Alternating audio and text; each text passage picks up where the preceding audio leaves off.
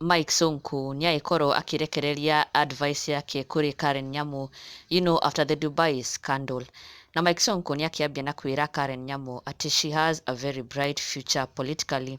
Na acoka akimwira she's a strong, beautiful woman. Na ona mbere acemanitie na Samido, she was still a very capable and strong woman. Na nikio akimwira atige drama ici nyingi, apunguze hizi drama mingi.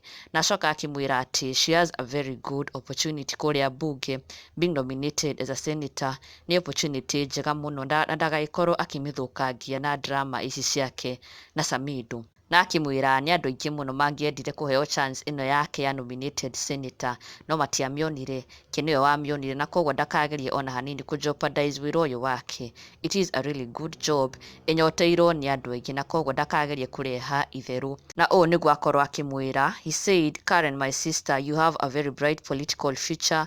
I know you as a strong, bright woman even before you met this karau wa Mugithi.